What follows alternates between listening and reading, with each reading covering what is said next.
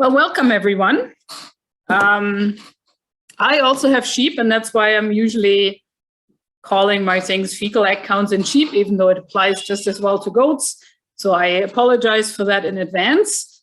They mean the same thing in goats, and we can talk about the differences or what is particular about one or the other.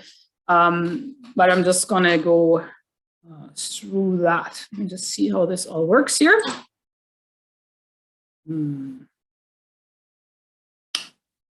There. Okay. I hope you can all see the screen. So this is basically what we're going to talk about. So it's fecal egg counts. What do they mean? We're going to briefly talk about the main parasites that we're concerned about. The fact that we have resistance to our regular dewormers as a growing problem. What are the different approaches to deworming? And then concentrate on fecal egg counts, like what equipment do we need? What samples are we collecting? What eggs are we identifying? And what are we going to do with the results? And then if you have any questions, just pipe up. We can handle them in the moment, or we can have a session at the end. Like there's whatever works for you is fine with me.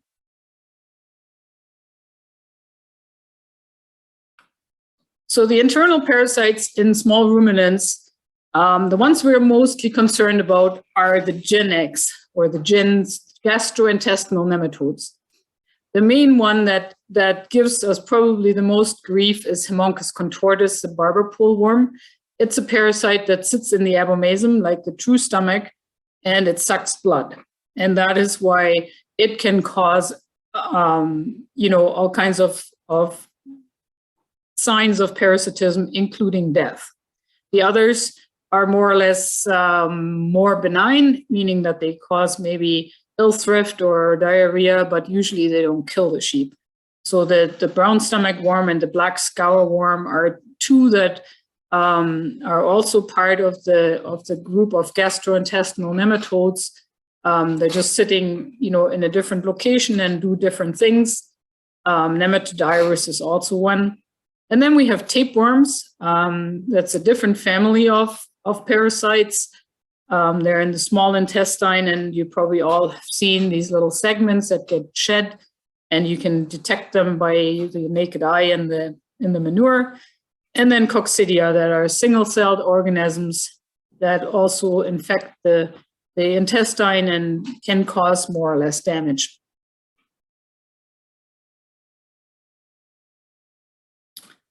So the life cycle of the gastrointestinal nematodes is that they're adults living in the sheep, and they're laying eggs in the digestive tract.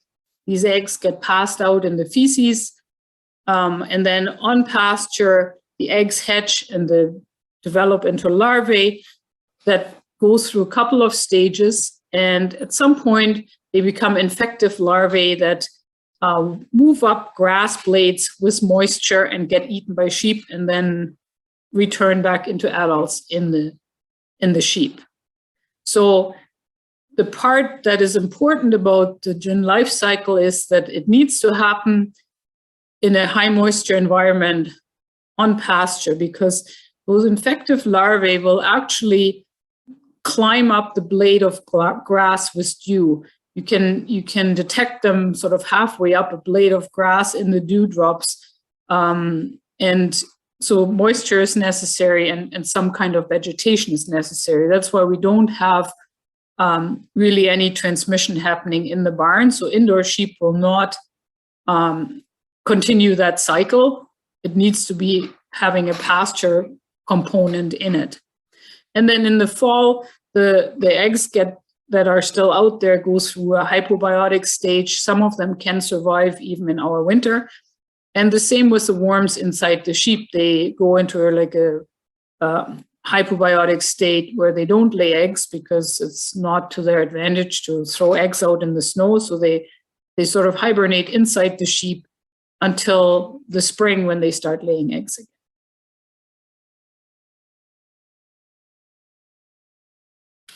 And what do worms do?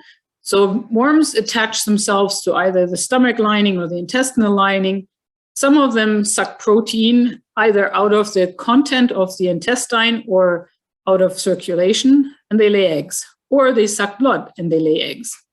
So the bottom picture there, I'm not sure whether you can see my pointer. Maybe someone can let me know whether you can see it or not. Yep, we can see it. Okay, great. So all these little things here, these threads, are the inside of an abomasum, and those are barber pole worms. If you look really closely, you can kind of see that this worm is kind of looking almost striped. That's why they call barber pole. That is sort of the intestine of the worm that's filled with blood that sort of spirals around on the inside and gives it this red striped appearance. Each of these worms consumes about 50 microliters of blood per day. And when you multiply that out, that comes out if a sheep has 1,000 worms, which is quite possible, in 10 days it will lose half a liter of blood. And so that basically explains why we get these very anemic sheep that eventually die of blood loss. So the signs of infection with parasites can be poor body condition, diarrhea, bottle jaw, and anemia. Bottle jaw, as you see down here in this U that has like this jelly-filled bottom jaw, it's basically a function of having either low protein or low red blood cells in the blood, and the blood doesn't hold fluid in, and so the fluid seeps out in dependent parts where there's loose connective tissue under the skin. So that's if they're eating grass and they have their head low, they will get a big bottle jaw. If you take this U and feed her up high in a feeder, that bottle jaw will disappear because the fluid just goes somewhere else. It doesn't mean that you fixed the problem. It just means you don't see it currently. And then you can see different stages of anemia or blood loss. So this U here, when you look at this is like a very white eye. This should be pink, nice coral pink. So you can look at your own eye when you pull your lower lid down and you see like a nice pink on the inside of the lower lid. That's what that sheep should look like, and it looks paper white. So it means it has lost a lot of blood, and it's probably going to be pretty close to death if we're not intervene right away. There is a FAMANCHA guide. So this is basically a thing that says these two colors are great when your sheep has this mucous membrane color. This is borderline, and then these things are, as you can see, this sheep here is probably in this stage, right? So, and it says like that definitely needs to be dewormed like yesterday. The problem that we're having more and more is that parasites are resistant to our regular dewormers. So that means that the commonly available drugs like Ivomec or Safeguard or fenbendazole are not working reliably in all flocks anymore. And if we're blanket treating all sheep, as we used to do for years, that just speeds up the development of resistance. So we need new approaches to management. So if we think about like maybe even 5-10 years ago, we used to say, oh, just, deworm everyone in the spring and then deworm everyone in the fall and maybe once in between. And that was all great. But once you have resistant parasites, what happens if you deworm all your sheep? All that is left is resistant parasites. You killed off all the susceptible ones. And now when they go out on pasture, the eggs that are pooped out are all from resistant worms. And so the next time, you want to deworm them, they're all full of resistant parasites and it's not working anymore. So the idea is to keep the population at least somewhat susceptible by not deworming all of them. We're going to go just through a couple of approaches to manage them. So there's a multi-pronged approach to tackle this problem. One is to deworm selectively. One is to manage the environment, not buying in problems if you don't have them at the moment. And then, to look at genetics. So if you're thinking of selective deworming, we need to deworm them at the right time of the year as needed, and not just because it is spring or because it is fall, right? So, and we always want to leave at least a quarter of the flock untreated, which means we have to somehow determine why does the sheep need to be treated, or who needs to be treated. So we want to target the animals. We want to say, okay, either the animals with a high fecal egg count, definitely lambs their first year on pasture, because they are most susceptible to have a high burden because they've never encountered worms, or any animal that is like thin or pale or has diarrhea, right? So, you know, this is a lot easier when you have a small flock, because, you know, you can probably check individual animal, decide who you want to treat. Once you get to, like, you know, hundreds, you might have to come up with a scenario of like, who am I going to deworm when I run them through the chute, right? So you might say, okay, we're going to deworm all the lambs as they come off pasture, and then just pick the skinny ones or something like that. And then the other thing is, if your dewormers are currently working, don't bring in problems by buying sheep that might be harboring resistant worms. So when you buy new animals, quarantine them, deworm them, and fecal test them before you let them out on your pasture to spread worms on your pasture. And then the second prong is manage the environment. So if you graze a taller sward and they're not grazing all the way down to the bottom, you will leave a lot of the parasites behind, because they'll be sitting in the bottom part of the pile. And, you know, if you can move your sheep along to the next pasture before they all graze down to the bottom, you might, you know, leave a lot of larvae behind, and then with a clip at the end of the rotation, you know, they'll die of hunger before the sheep comes and eats them up, right? So you get rid of a bunch of them. Or take a hay cut, which will also, you know, destroy the environment for the larvae, and have a large enough break before the sheep get back on it.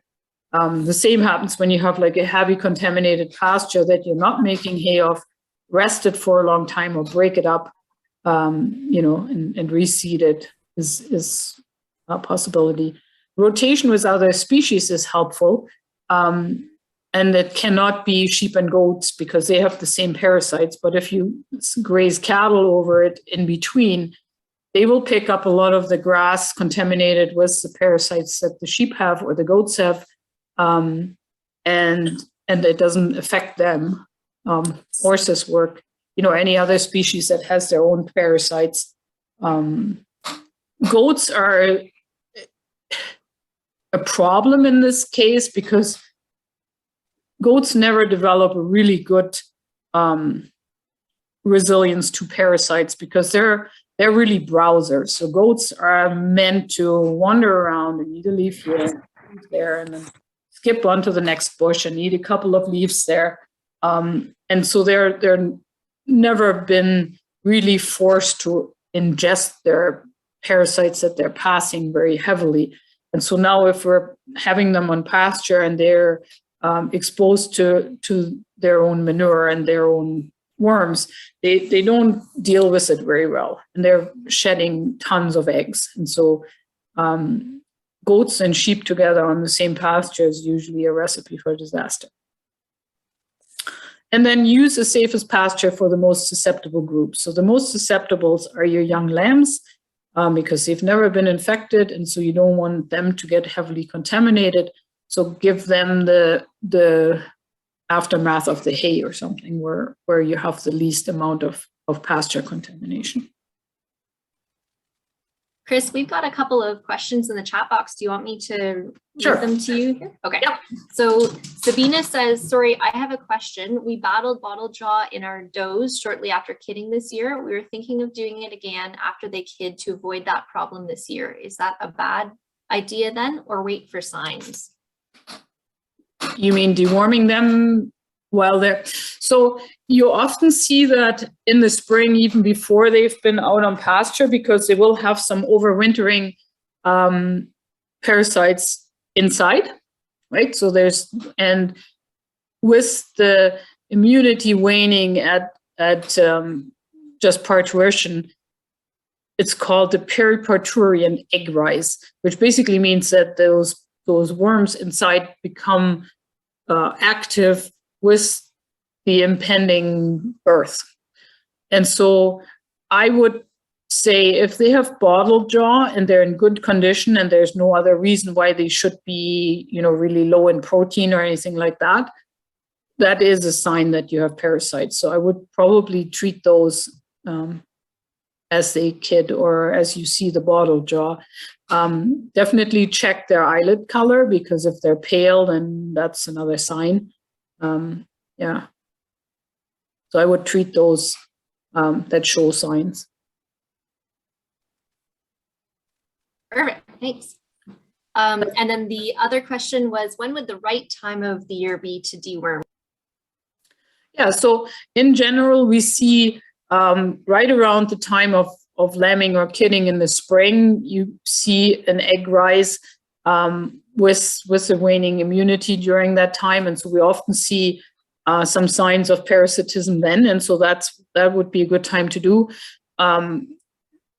Sometimes for lambs, it would be in the late summer, saying like August, somewhere in there, depending on the year and the moisture and the temperature, but sort of like later in the summer, because by that time there's enough pasture contamination that you might see signs in the lambs. So that might be good to check them. And then again, in the fall, sometimes when they're coming in and you can see that some of them are wormy. As I mentioned, don't do all of them, just be selective about it. It's not a good time to do it just willy-nilly in the middle of winter, and a lot of the dewormers don't work well when the worms are in their hibernation winter and they're hypobiotic, and or overwintering as young larvae that haven't developed into full adult worms yet, and a lot of the dewormers don't work as well against those. So you want to have susceptible, like the parasites being maximum susceptible to your dewormers so that it works well. So usually I would avoid probably November to February is probably not the best time to routinely do any deworming. I mean, if we have a warm year and they're lambing in February, you can occasionally see some of those parasites coming out of hibernation and you see signs, and then I would say, yeah, do it. But generally it's more like March, April that tends to happen. Thank you. That was all the questions. Okay. I'm just going to say before you move on to just a reminder to everyone, check that you've got your microphone on mute as we move on through the presentation, and then we won't be getting any background noise behind Chris. Okay. All right. So manage the, so we did selective deworming, manage the environment, and then don't buy problems. So when you buy animals, treat and quarantine all new arrivals and check for fecals before you release them, so that ideally you don't introduce resistant parasites to your farm if you don't have them.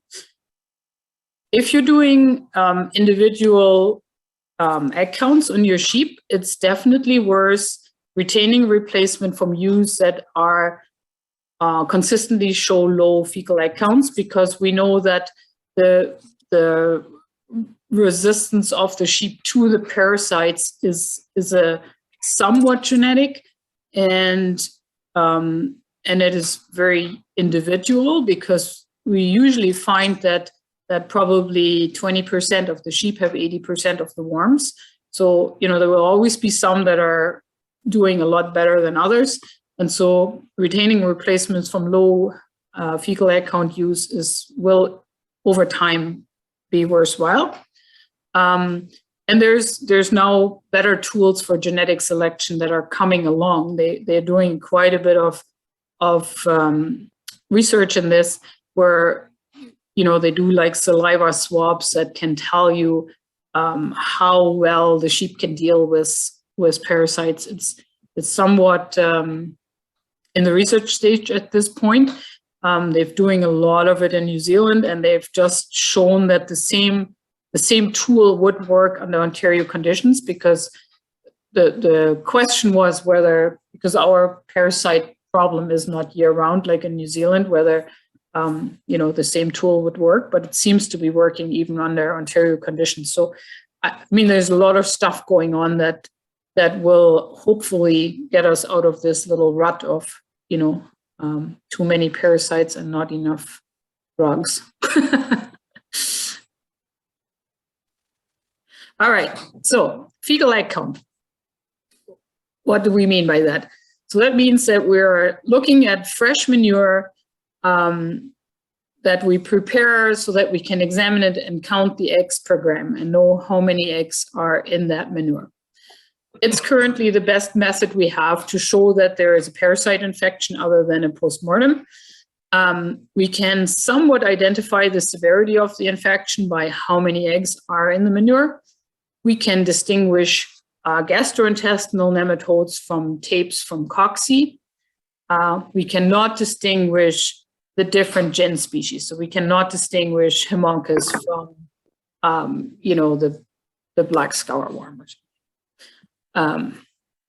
So they all get lumped together as gen X because they're all looking the same. So what do we need for this? So we need a microscope, and you see here the one that we have in our lab. It doesn't have to be quite that fancy, but it needs to be a reasonable microscope that has like a 10 times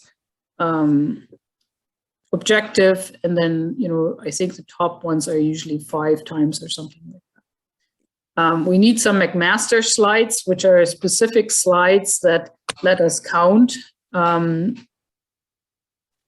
the eggs and come up with a eggs per gram, rather than, oh, there's a lot. That is not, not good enough. We need a flotation solution that separates the eggs out, a gram still, and then, a couple of strainers and cups and pipettes. And we're going to go through all that. So the microscope. And then this top up here is a McMaster slide. So you can see this is a slide that has lines printed on it, like a little grid. And it has like 2 chambers that get filled with the solution. And then you can count the eggs in a grid system, and it holds a very specific amount of fluid so that, we can calculate how many eggs are in our sample. Then we need a solution that floats the eggs, and we use, it's a sodium nitrate solution, and it comes as a ready mix thing, so called Fecal mix. Comes in 4-liter bottles, and then we need a gram scale so that we can measure out a particular, grams of feces to dilute out with the solution to have something to calculate in the end. You've got another question there, Chris. Are you able to reuse those McMaster slides, or do you have? Yes, absolutely. They're expensive. Yes, we wash them and then just rinse them with a bit of distilled water so that they don't get water spots. This one looks like very pristine. After a while, they usually look a little brownish. Yes, no, they get reused. So what we need is 4 grams of fresh manure. This is usually like, 6 or 7 beans. We need to identify the donor because we want to know which sheep we got those samples from. We don't want to pool samples because, as I said, we have,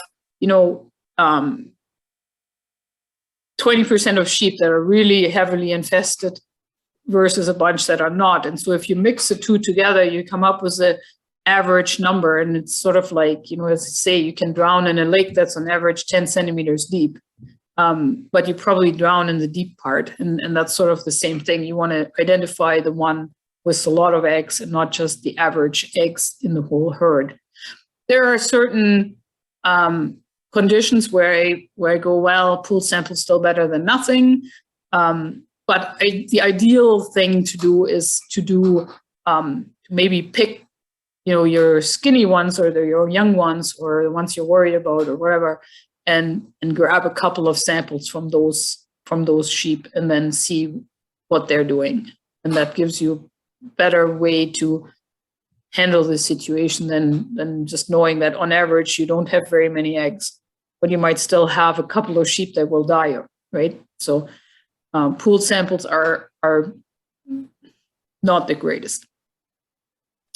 You can keep the manure in the fridge for a couple of days if necessary until you're processing it. So if you want to collect a few samples in the fridge, the development of the eggs is retarded. That means they're not turning into larvae, and so then you can still find them. And then again, in the winter, they're obviously not helpful because parasites might be there, but they're not laying eggs, so nothing comes out in the manure. So you won't be able to find something, even if the eggs, if the worms are there. Oh well, we didn't field test because a fairly certain Godwin would have had no problem counting them. We're charging us. Okay. You wonder what the results would have been.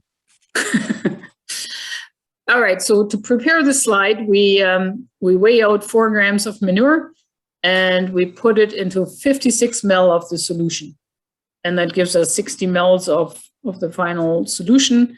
We stir that up, we strain it a little bit, especially if it's like, a lot of fiber in there, because it's hard to look through all that poop. We fill the entire slide chamber with a little pipette. And then you let it settle for about 5 minutes. So that means that the flotation happens inside the chamber. So you suck up the solution, you put it into the slide chambers, and the eggs will float to the top. Those lines are printed on the top of the slide, and you will be able to find them there. And then you count all the eggs inside the grip lines, and you count each egg type separately. So this is how this looks. So here we have, you see here 4.0. So there's 4 grams of manure weighed out in a little cup. And then we use just a syringe that, 56 mils, and pour it in. And then we break it up with a little, tongue depressor or stick, whatever you have, make a slurry. And you can see that, there's a lot of fibrous material in there. So you put it to a little tea strainer or a cheesecloth or something and it doesn't strain the eggs out, but it keeps some of the big fat chunks back. And then you fill it into your slide chamber, and you have to fill the entire chamber, not just your little grid line. So you fill it until it's full. And then you look at it under the microscope.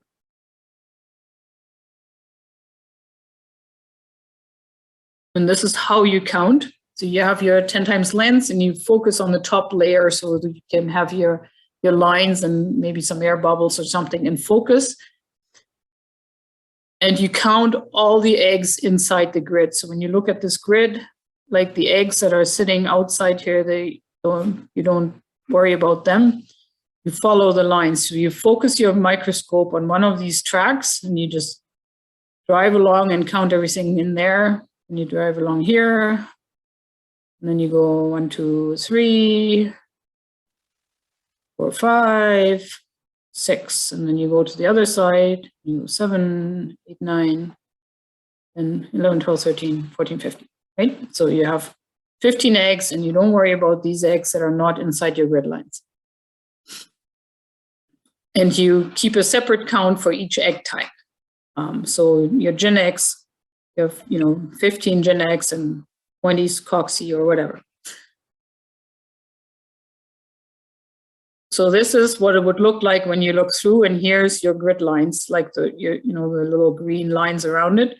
So you're focusing in until you just see that. And then you can drive along and count eggs. There's nothing on there right now, no eggs to see, but just wanted to just show you how you have like these grid lines narrowed in so that you just keep the one track inside. Okay, so then we're going to count different types of eggs. So here we have gin eggs, coxy, tapeworm, and nematodirus. Those are pretty much the 4 types of eggs you will encounter on a sheep fecal or goat fecal. So gin eggs are sort of, they have an eggshell, like, you know, they have this oval shape, and then there's some cell mass inside that is usually somewhat darkish. Coxy are a good bit smaller and usually quite a bit lighter. Tapeworms are almost triangular, and they have like little, you know, little hooky things. These are like basically the head of a new tapeworm, right? So they're basically the mouse part that attaches, and then they will develop segments from there on in and get up to like, I don't know, meters long from there. And then the nematodirus is all, they're not causing a lot of problem, but they're always good to find because they're humongous and they have like these 8 huge big cells in there. And so you go like, oh, look, nematodirus. They're more for fun. All right, so like when you look through it, this is sort of what it will look like, right? So you can see here, we have like a big nematodirus, we have a gin egg, and then we have a bunch of coxy here and here and here. And then we have a whole bunch of other stuff that is just there to confuse you. So there's like things like this that could be like an air bubble or a piece of pollen. Then we have like little pieces of fiber.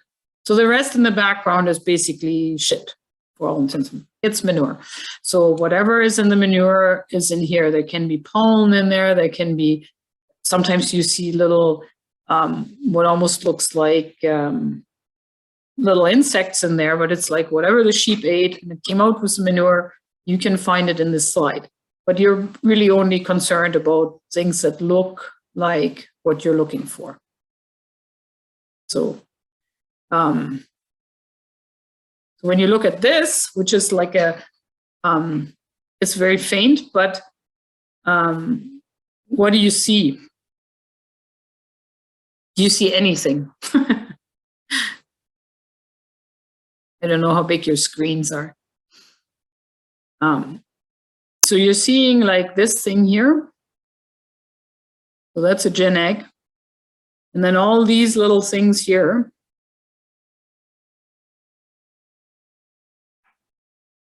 Like all these little guys are coxy.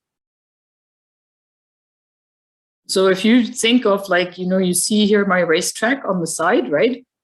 So you can see that this sheep likely will have a humongous coxy count because you're just, you know, you will drive along this racetrack and you'll see all these coxy. So, you know, after like a couple of lines, you go, okay, I'm up to like 400 and I really don't care anymore.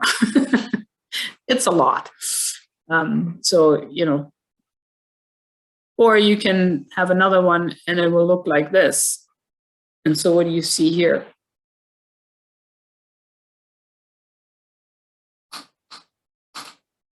So those are all gin eggs, right?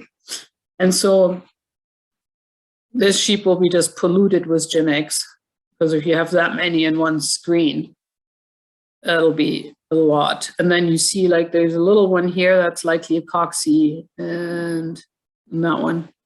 So, you know, usually you see the odd coxy on there for sure, but this is definitely a problem. This thing here is likely an air bubble, and like, so air bubbles have like very big, thick walls usually and look empty in the middle, or they can be like some pollen thing. And then, you know, those can be either little bits of fiber of something, but wouldn't worry about it too much. Okay, so to calculate our results, we have, you know, as we said, we had 4 grams of feces and 56 mils of fluid, so 60 mils in total. And we add our count for the both chambers that we counted for each egg type. The chambers contain 0.3 mils of fluid. And so 0.3 mils is a 200th of our original volume of 60 mils, right? So basically, whatever eggs we counted, if we multiply it by 200, we know how many eggs we have in our little pot. But we started out with 4 grams of feces. So we also divide it by 4, and that gives us how many we have per gram.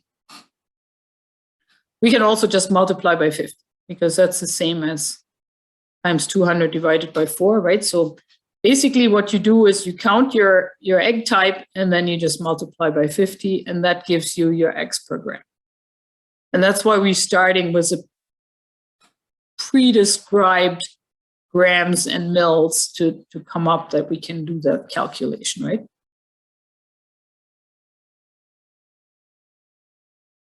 So when we think of it, we count it and we say, okay, we found six gin eggs and we found 37 cocci when we counted all our raceways there. And so you go 6 times 200 divided by 4, or 6 times 50 is 300. So this sheep will have 300 eggs per gram of gin, and our 37 cocci gives us 1,850 cocci per gram of shit. Now, sometimes you only get very small amounts. So like say in lambs, you get like just a few little tiny fecal pellets. You can cut both amounts in half. So go with 2 grams and 28 mils, and that basically keeps the calculations the same, right? Because basically then we have, instead of 100 times, instead of 200 times the volume, we have only 100 times the volume. And we divide by 2 grams. So that still stays as times 50.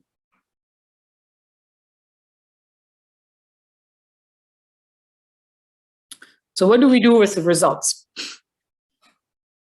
I think in general, if we have over 400 gin eggs, I would treat them mostly because I'm worried that they might be homunculus, because as we have seen, like even a small number of worms can inflict a fair bit of damage. And so we would probably want to treat them. For cocci, there's a lot of different cocci species. Sheep always have some cocci in their system.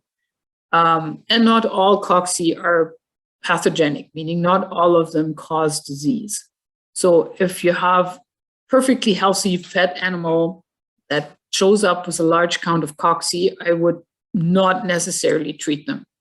Mostly because it might be just a cocci species that sits there and doesn't do any harm.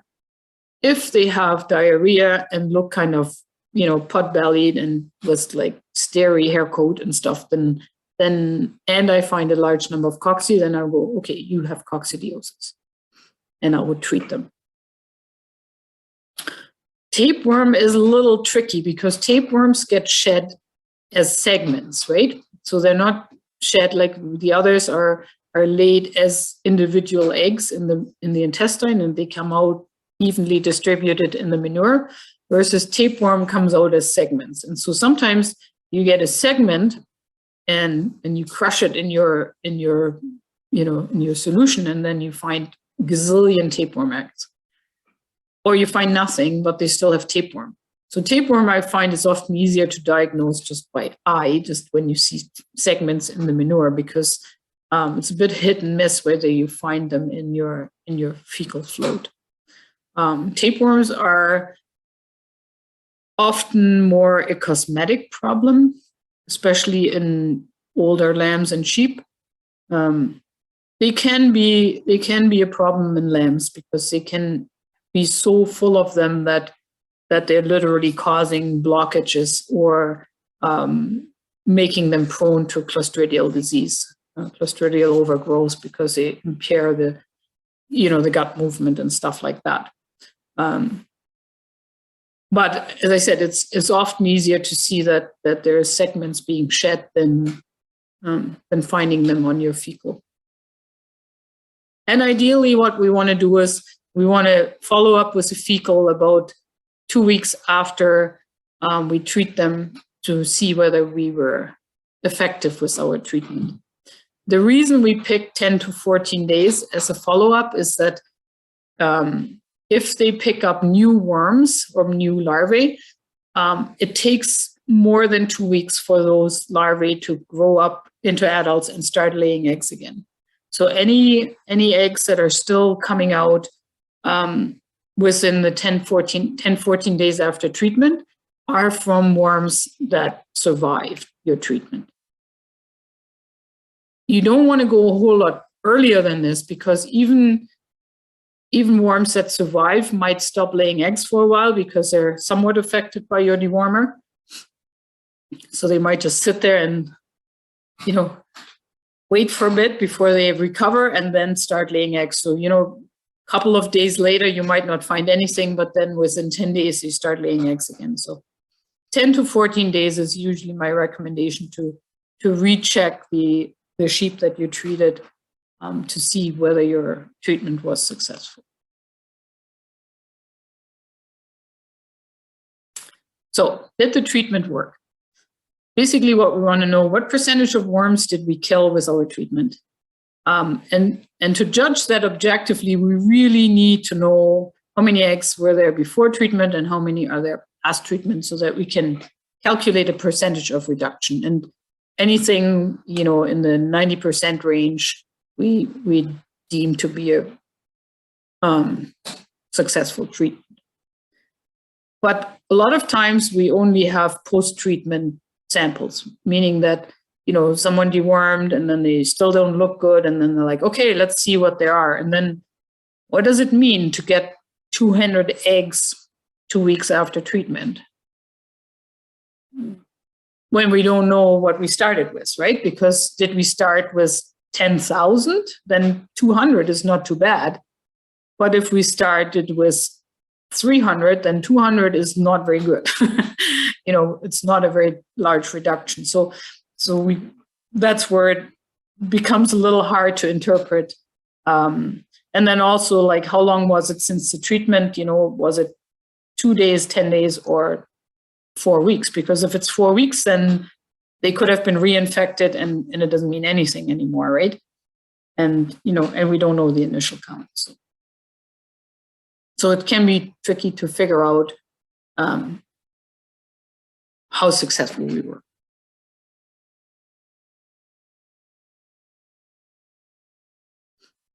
Yep. Okay. So if we think it didn't work, then there's a bunch of reasons why this might be so. So one could be that we didn't use enough dewormer, that the sheep were heavier than what we thought, and we underdosed them. So we didn't give an effective dose to every sheep. The drench gun was not calibrated, meaning that, it said that it delivered 12 cc, but it only delivered 8. And so it's a good idea to occasionally just meter that out and see what your drench gun actually does, that it's, working the way it's supposed to work. Were the drugs stored correctly? Are they in date? If they're too old, they might not be effective anymore. Did we use the right drug? So using Ivermectin against tapeworms will be completely ineffective because that is not the target parasite for Ivermectin, for example, right? So if you want to treat for tapeworm, you have to use Safeguard or one of the fenbendazoles. And so, right drug for the right parasite. Or, of course, the parasites were resistant to the drug. So it's important to determine until we know why it didn't work, we call it drench failure. Because we don't immediately jump to resistance unless we sort of rule out all the other possibilities. So for effective drenching, we need a proper weight. And oftentimes what I say is with lambs, if they're all sort of similar, you just weigh a bunch and then drench them all for the weight of the heaviest, right? Because then you don't have to figure it out for every single one.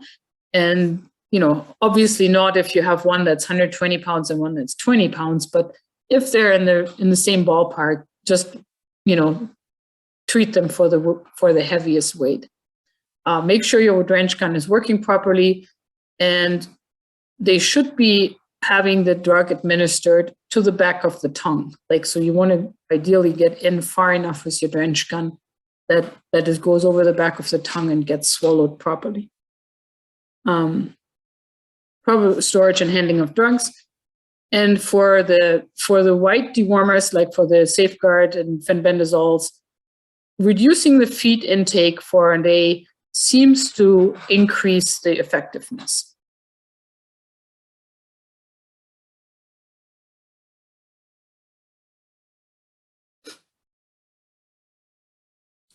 So again, just as the last, trying to avoid drench failure and, and in turn, reduce the speed of which we develop resistance is, following these steps is to not underdose them, avoid unnecessary dosing. So if the sheep doesn't need to be dewormed, don't deworm it. And that maintains susceptible nematodes by excluding some sheep from the drenching, right? So that not all sheep get treated. Definitely treat the new ones on arrival and check fecal before you release them. You can perform drench checks, and drench checks basically means doing a pre and post treatment egg counts so that we see, does the treatment work, right? So if you have a couple of ewes that your fecal egg count before and your fecal egg count after drenching, that gives you a good baseline to say, yes, that type of dewormer works in my flock. Ensure proper functioning of the equipment, and then avoid injectable and pour-on deworming. And that's basically because they have a very long tail, as we call it. It's like the injectable ones, they will work for a while at a really high level, and then it tapers off. So there's an ineffective dose in circulation for an extended period of time, and that tends to speed up resistance. And so that's why we try to not use injectables. And pour-ons, especially in sheep, are not working just because of the lanolin in the wool, and they actually don't absorb it. All right, and whatever questions you have.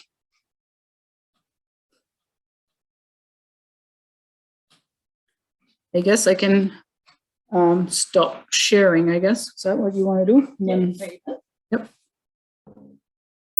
I was curious, Chris. You said that the tapeworms break into segments and then they split up from there. So is the segment, is every one of those segments carrying eggs, or does the segment grow into another adult tapeworm?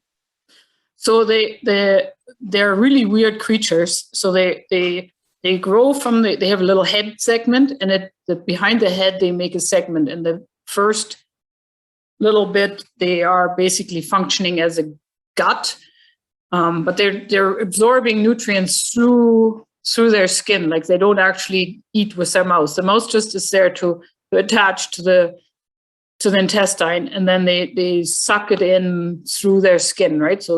And then the further down the segments go, they turn into reproductive bits. And then when they get shed, they're just little packets of eggs. So they're rammed full of eggs, and they get out onto pasture, and then they usually they get taken up by some form of mites, and then the sheep eat those hay mites that have the tapeworm segments in it. So yeah, it's weird. So, but yeah, so when you crush one of those little segment packages, it's basically wall-to-wall eggs. That's disgusting. And you ain't seen nothing yet. Yeah. And then, when you say, oh, look, they look like fettuccine, and then people go like, oh, gross. So just like, sent a picture by one of our attendees tonight who's actually eating a nice plate of spaghetti, and she thought that that was quite the choice to use to eat tonight as a result of this topic.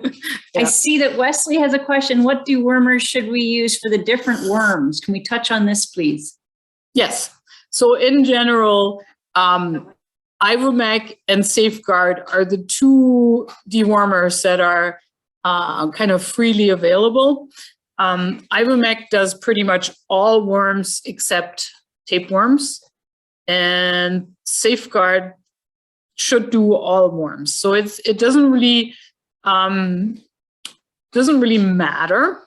At this point, the recommendation is if something works, to just stick with it. We used to say, oh, just rotate dewormers, use this and then use something else.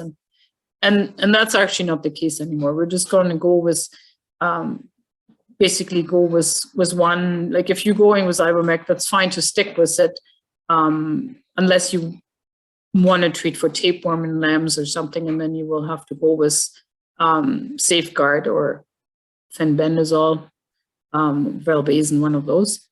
So in generally, the ivermectin ones are quite good dewormers.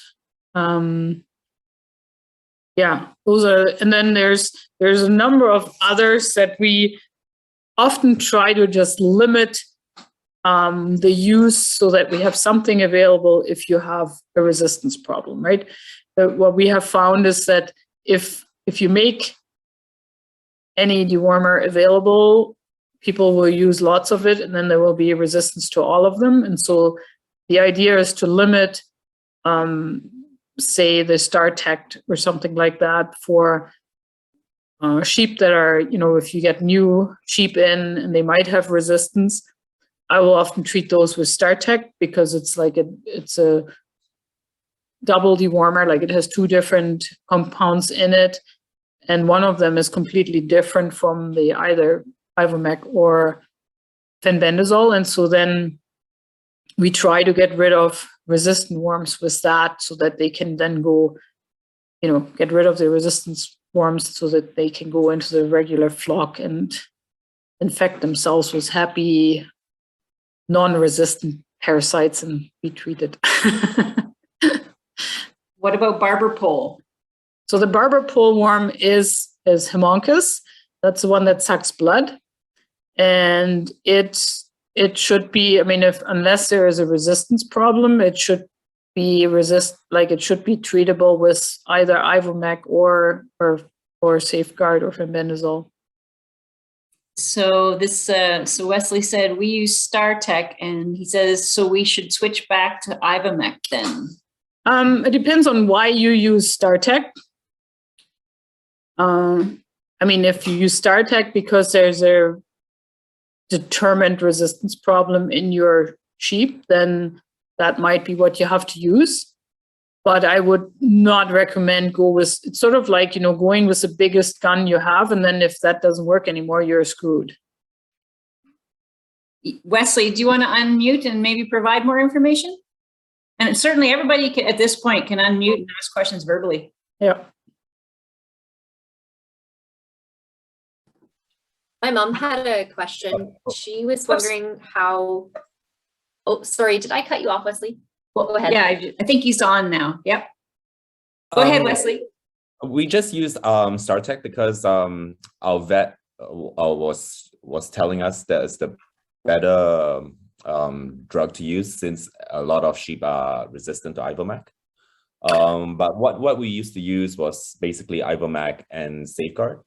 And our first year, we drenched them all, but we have been selectively drenching for the past couple of years. The only thing I find that I guess we kind of drench majority of our sheep during the spring and just before they lamb. And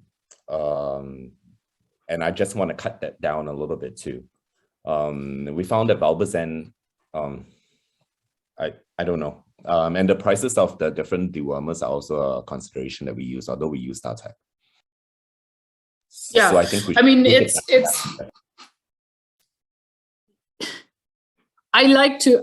I have tried to keep StarTech back for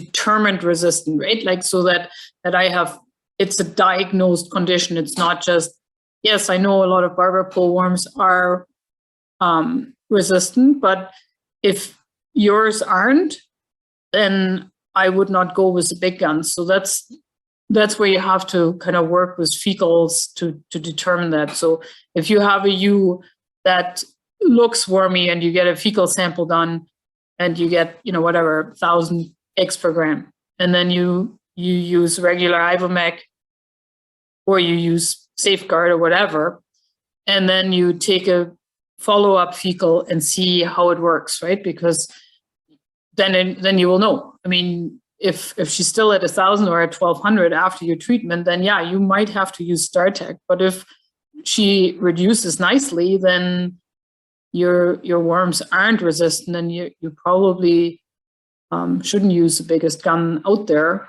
to keep something in your back pocket should you run into resistance at some point.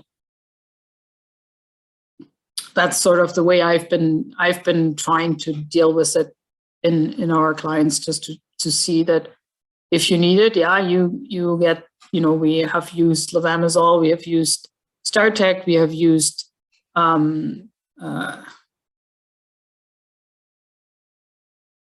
it's not coming to me right now. It's a Flukiver for so, and in goats you have to watch because you can't use StarTech in goats. So in goats you're probably going to have to use either levamisole compounded or Flukiver if you have resistant barber pole worm. Just before we go to Emily and Karen, Lindsay asked, what are your thoughts on valbazine? So valbazine is very, it's right. Valbazine is it's very similar to Safeguard. It's a albendazole. Safeguard is a fenbendazole. It's a white dewormer. It is effective against tapeworms. It's should be effective against other gin if they are susceptible to it. And the only reason it has fallen a little bit out of favor is because you're not supposed to use it early in pregnancy. And so then, it becomes a bit of a, when do you properly use it? And it's basically the same effectiveness and spectrum as Safeguard. Okay, great. Emily and Karen. Mom was asking how the pigs know that it's wintertime to that hibernation mode, and if it was warm, a big warm spell, I guess it's about freezing now, will they come out ever in the middle of winter? Usually not. So you can have, sometimes I've seen some kind of like this time of year, if you have a load and they're ready to get to lamb, you have to sort of keep a bit of an eye out that they might they might come out of hibernation, but they don't come out and go back in. Like they're either hibernating or not. So once they come out of hibernation, they'll be back to activity. Great. Wesley asks, how about liver flukes? What do you use and how do you check for that? Yeah, liver flukes are very regional. We never used to have them here very much. We have now seen them. They're, depending on the species, you do or do not see eggs in the manure because they would come out through the bile ducts in some. Some liver flukes literally just migrate around and destroy your liver without ever laying proper eggs. So if we find them, we use Flukiver as a treatment. Okay. Hannah writes, we have sheep grazing on rotational paddocks. I heard that it would take worm larvae, not sure which species, hatch about 3 days. So the sheep get a new piece of grass every 3 days. After 30 days, they can go back to the first paddock because apparently larvae on that paddock would be dead by that time. Do you think that makes sense, or would you use different intervals? We always end up with a couple of sheep that do get infected.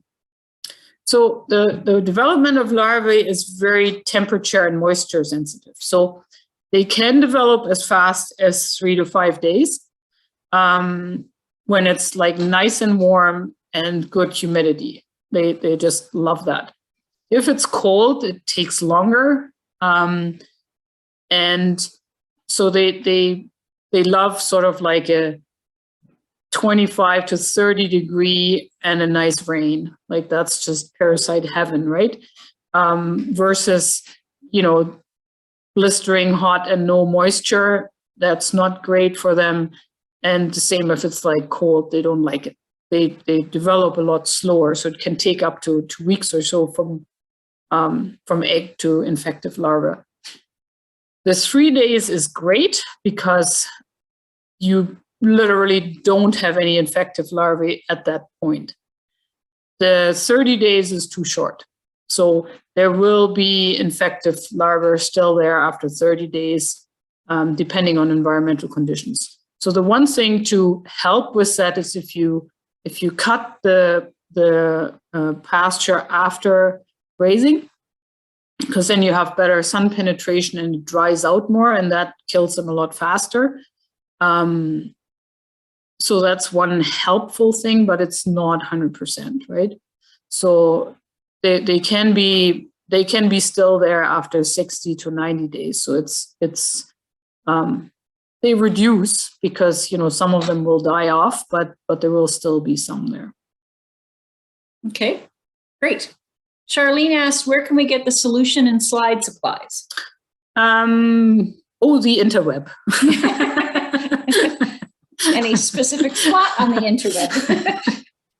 I think if you search for McMaster slides, there's probably some companies that sell them, and they I know that the Fecal mix is I think Solvet makes it.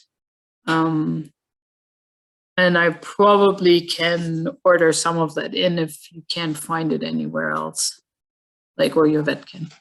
Cool. Any other questions or comments? And again, you can unmute and ask verbally or throw it in the chat box. Go for it. So how common is it to have a flock of sheep that have like almost no parasites? Or is it generally that you're just trying to keep the level of parasites down to a manageable level? It depends. I mean, I've had a few people that have started their flock and they bought a farm and there haven't been any sheep, and we kind of made sure that they were properly dewormed before they went out. And so if you start with no parasites, then it will take a long time because you can there's some cross-contamination from deer that might come into your pasture and things like that. So I wouldn't say that you're necessarily going to stay free, but you know, you can stay right low for a long time. Also, there's like some people that keep their lambs inside because of coyotes and only have the adults outside. And so, you know, the pressure is lower. And then it also depends on how closely together they are, right? Like how often do they go over the same area again?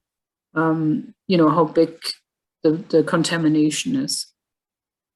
I mean, I know one guy and he does a lot of grazing of crop aftermath. And so he just moves the sheep along and they literally not go back onto the same spot ever in the same year, right? So they go to one place and then they move on. And so he has very low pressure because he manages to not get recontaminated. Yeah. So if you're not using dewormers regularly, you want to really, really pay attention to how soon you regraze it. Yeah, and I think a lot of times where people get caught by surprise a bit is that they start with a few sheep and they have a lot of room and they have like 3 or 4 years where nothing ever happens, right? Everything clicks along fine, and then all of a sudden there's a huge contamination and they never saw it coming. And so, you know, it takes a while to build up and it takes a while to have enough animals that they really get polluted. And so at some point you need to just check. I mean, if you're if you haven't had any issues, I mean, I usually say just start with a fecal, like, you know, in April, May, take a couple of samples and see where you're at, you know. Right. And take them from either your youngest ones or your oldest ones or your thinnest ones, anything that looks like not as thrifty as the rest, they're usually the ones where you would find something. Yeah. Is that good, Skylar? Perfect. I'm a big fan of fecals. Any- Well, we try to keep them reasonably cheap to encourage people to bring them in, because I think you can learn a lot about status of your flock by checking, and so, you know, you don't want to make them like $30 items so that, you know, people go, oh, you know, you want to keep them somewhere where people, yeah, I can bring 3 or 4 in and just have a look and get an idea of what's going on, right? Other questions? Emily, anything in your house? I have another one. If you are, so you start with a flock that has a lot of resistance in it, can you bring it back and to using whatever that dewormer is? So good management. So that's sort of like, I've been wondering about that. So the general thought is that once they have mutated to the point that they are resistant to a dewormer, they usually do not mutate back. But I have wondered of like, how long would you have to keep them off grass to basically starve out the worms you have, right? So that, you know, I mean, we know that on pasture, after a year or so, there would be nothing out on your pasture. But how long do they survive inside a sheep? And I've got wildly different answers. And so I'm not sure, you know, how old do worms get? But I mean, certainly if you keep them inside for a period of time and we use some aggressive deworming to get rid of most of what you have, you should be able to go back to a reasonably blank slate, right? And if you're like heading down the path of resistance, can you bring it back? Like if you've still got some of those susceptible worms in the flock? Or I think you just can, I think the best thing you do is to keep it diluted by not deworming everyone, right? That's probably the best you can do. Any other questions or comments? Great comments and questions so far. Karina says, I have shipped ewes that got bottle jaw after weaning. It's reduced my bottle jaw victims greatly over the years. I treat ewes based on their FAMACHA score and do all the pasture lambs mid to late July. Yeah, and that sounds great, because I mean, that's similar to when I said, you know, keep your replacement of low fecal egg count ewes, because if you have one that gets bottle jaw at lambing, basically, you're getting rid of the ewes that have a high count, right? And so over time, you will, you know, reduce your dependence on the dewormer by having ewes that can deal with the parasites you have, right? Great, Karina. Other thoughts or questions? Speak now or soon hold your peace. Hannah, if you think some of your ewe lambs have worms, but it's February and it wouldn't make sense to take samples because worms aren't laying eggs at this time, what dewormers would you use? Would it be better to wait until spring? I think it would still be good to do a fecal to make sure that it's not coxy, because the coxy will appear at any point, right? So if they look wormy, but really they have a bad case of coccidiosis, that you can do a fecal sample at any point. If it's not, and we don't find much, but they have like a bottle jaw or they're looking like they're wormy, then yeah, you can still go ahead and deworm the ones that look bad with, you know, Ivomec or whatever your drug of choice there is. Ivomec probably. Great. Any more questions out there?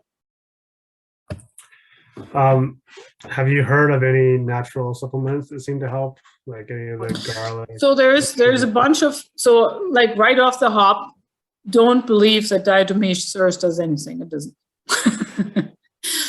That said,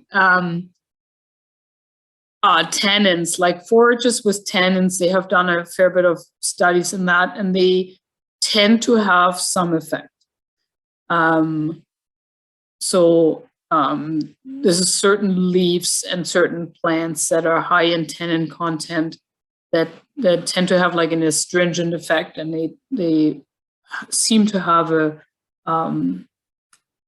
some effect on the worm burden. None of them are great as treatment if you have like an overwhelming parasitism, right? They're more like a help you to not get to that stage. Like the diatomaceous earth has some beneficial effects when they are eating it, but it does not help against parasites because they're always saying, oh, you know, it cuts up their the cuticle or whatever. And it's like, there's no reason I would cut up the worm and not cut up the sheep on the inside, right? It's like, it just makes no sense. And they have done studies and showed that it has zero effect. But certain forages certainly are helpful. There's like Serrapadilla or whatever, like, and then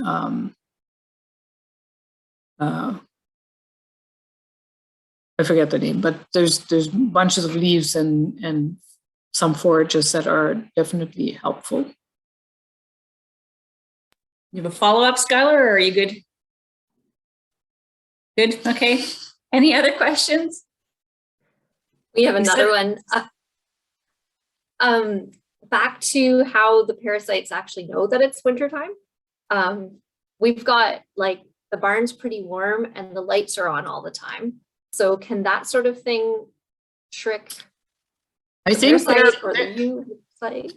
so they're going by, I think they're probably tuning into, because I mean they're sitting in the gut, so you know, is it light or dark outside? Me, you know. So they're not going by those clues, but they're going by clues inside the sheep. And so some people think there's melatonin might be involved, or some other seasonal changes inside the sheep that give those clues. I don't think that your barn temperature or that has a large effect on it. I mean, I guess if they were to live indoors with sort of like a on again, off again light program all year, you might fool them, but then you wouldn't have very many worms anyways in that situation, right? So I think your sheep still have enough of a natural rhythm that transmits to the worms. Yeah. In general, the coming out of hibernation is triggered by lambing in a large way, because that makes sense for the sheep, right? That when the lambs come, when the first grass grows, the parasites want to be ready to lay eggs, so that as soon as the lambs start eating, they can get infected, right? That's sort of the strategy of the worm, if you will. And so the getting ready for lambing definitely triggers that coming out of hypobiosis. And so it can be a little earlier than what it naturally would be in these latitudes, but great. Any more? We said we would wrap up at 8:30. We're 5 minutes shy of that. Can we go over how many eggs in the McMaster slide for cocci to know when to treat? Can you use sulfamethazine? Thank you. Base drugs to treat instead of safeguard. Okay, so cocci you want to treat with either Amprol or sulfa. Safeguard does not treat cocci. There really is no good number that I want to give you how many cocci are good cocci or bad cocci. Many cocci species in sheep, like they have probably about a dozen different cocci species, and they all look the same on the eggs. And of those, only about 3 are actually pathogenic, meaning that they cause disease. So sheep can have literally thousands of eggs per gram and show zero signs, right? Or you can have a lamb that is, they get this poor hair coat and a pot belly and not growing well and just looking blah, and has some bit of diarrhea, plus or minus. And those, I would say, those are signs of coccidiosis. And if I find 1,000 or 2,000 eggs on a sample, then I would say, yeah, definitely, let's treat this lamb. So those guys you want to treat with either Amprol or sulfa. Bacox is a great drug that is a preventative. Ideally, if you find that you always have coccidiosis sort of in lambs that are maybe 6 weeks old or something, or 4 weeks old, ideally treating them with Bacox about 2 weeks before you normally see signs gives them a chance to get infected, but not get progressed to disease. It develop, and they get infected, they develop an immunity, and the Bacox prevents disease from showing up. And so that's sort of the ideal treatment time is 2 weeks before you normally see signs. You can use Bacox as a treatment, but it's much better to use it as a preventative.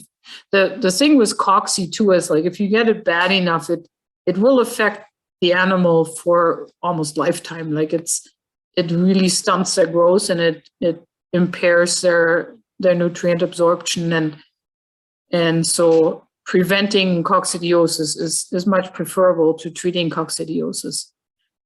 If you're running into sporadic small amounts of cocci, you can treat just the affected ones, but once you hit sort of 15-20% of your lambs affected, I would treat everyone. And he adds there, do we go by weight? Yes. Cool. Other questions? Perhaps from someone we haven't heard of but from those that we hear lots from is great too.